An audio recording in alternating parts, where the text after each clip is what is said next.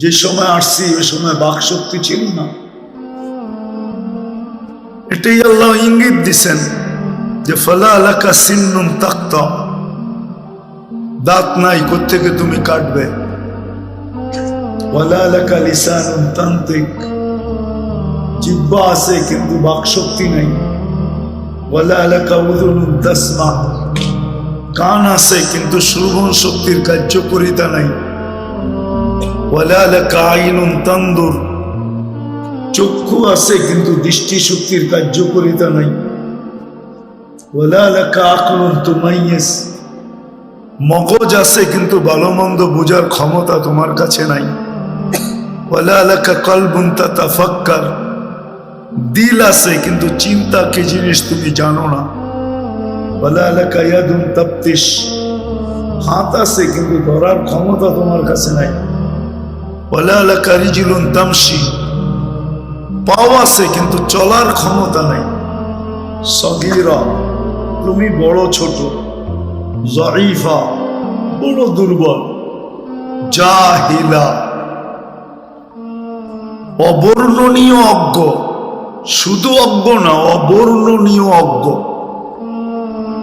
মিসকিনা, নিশ্চয় আল্লাহ বলে এটা দূর করার জন্য যেরকম আমি ব্যতীত দুনিয়াতে কোনো সিস্টেম আসে নাই আর কোনোদিন আসবে না। একমত তো? হ্যাঁ, তাইলে এটা দিলে গাইথা নেন যে বাকি ছোট জীবনটা যেটা ৬০-৭০ বছরের, এটা শূন্যতা যদি দূর করতে চাই, যেটার ভিতরে শূন্যতা না থাকো, শূন্যতা বোঝেন তো, শূন্যতা যেন এখানে না থাকে।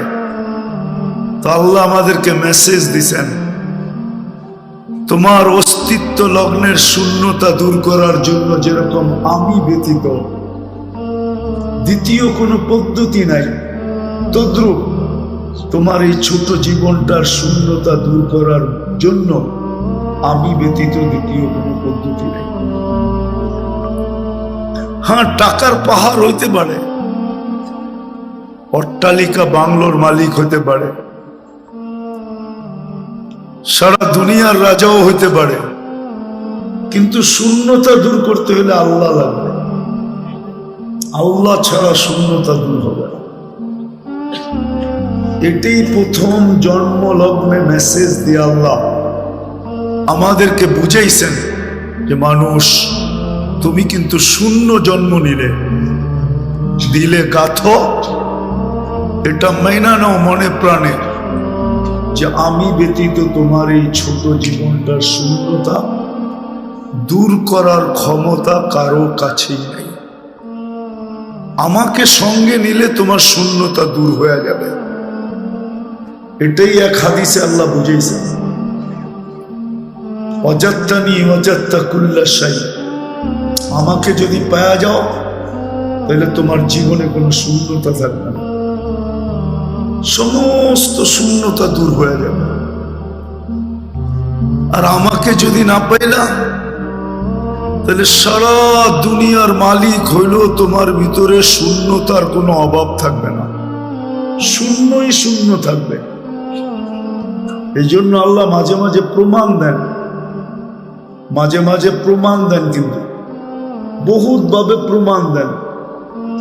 কখনো দেখা যায় দুনিয়ার কোনো জিনিসের অভাব নাই, মান সম্মান, টাকা পয়সা, খাওয়া লওয়া, কোনো জিনিসের অভাব নেই, সেলিব্রিটি। কিন্তু দুনিয়া জানতো না যে ও কত বড় শূন্যতায় ভোগ করতেছিল, শূন্যতা ভোগ করতেছিল, কত বড় শূন্যতার ভিতরে ডুবা ছিল। দুনিয়া জানতো না, একদিন হঠাৎ জানছে যখন সে আত্মহত্যা করছে। তখন দুনিয়া জানছে যে আসলে সে 100% শূন্যতার ভিতরে ছিল। যা আমরা দেখতেছিলাম এটা বিলকুল, যা আমরা দেখতেছিলাম এটা ধোঁকা দেখতেছিলাম, ধোঁকা। বড় বড় মরুভূমি তো আমাদের দেশে নাই, ছোটখাটো দেখা যায়। গরমের দিন আসতেছে, ঢাকা চিটাগাং, ঢাকা সিলেট হাইওয়েতে উঠলে দেখা যায় বাসের সামনে ছিটে বসলে পিজের উপরে যখন রোদ্রের আলো পড়তে থাকে মনে হয় রাস্তাটা ভিজা ভিজা, ঠিক না?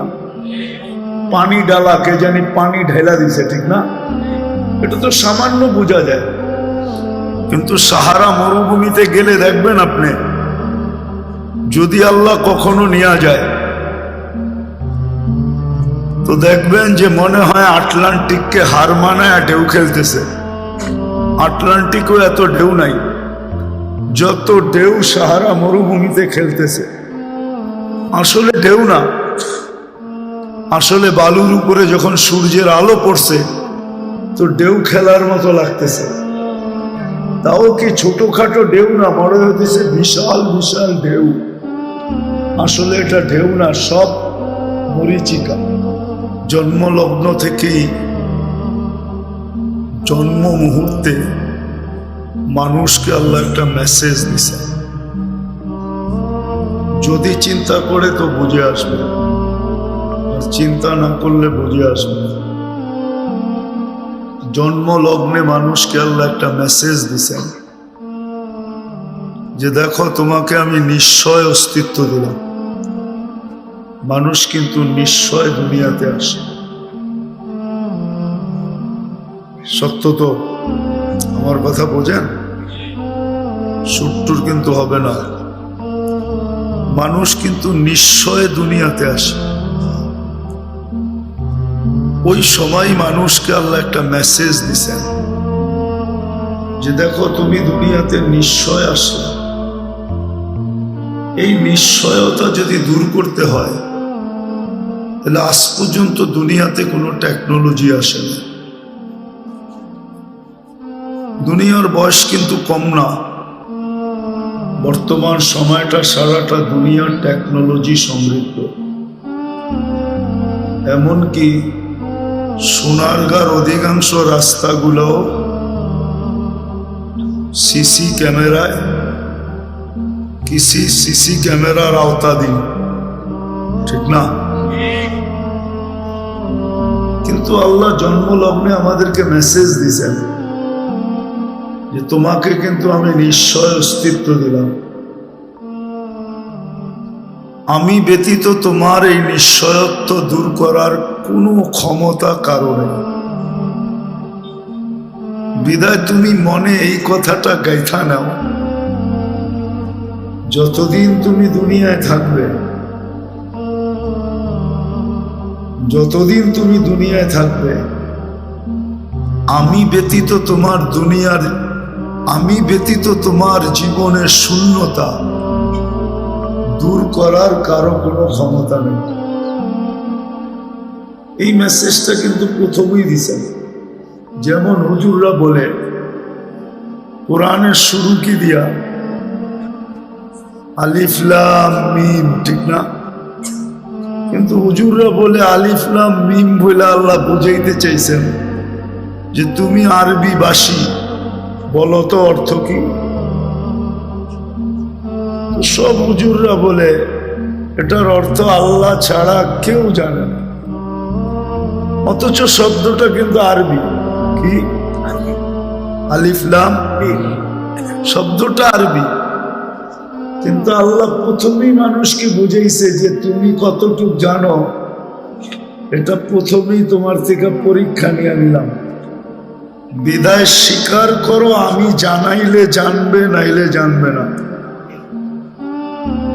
ঠিক জন্ম লগ্নে আমাদেরকে মেসেজ দিছেন, ও মানুষ, হতে পারে তুমি দেখবে প্লেন আকাশে ওড়ে, টেকনোলজি আর টেকনোলজি তুমি দেখবে, কিন্তু তোমাকে শূন্যতার মাঝে অস্তিত্ব দিয়া তোমাকে মেসেজ দিলাম যে আমি যদি শূন্যতা দূর না করি তাহলে তুমি যে অসহায়ত্ব নিয়ে দুনিয়াতে অস্তিত্ব নিছ এটাকে দূর করার কেউ ক্ষমতা রাখে না।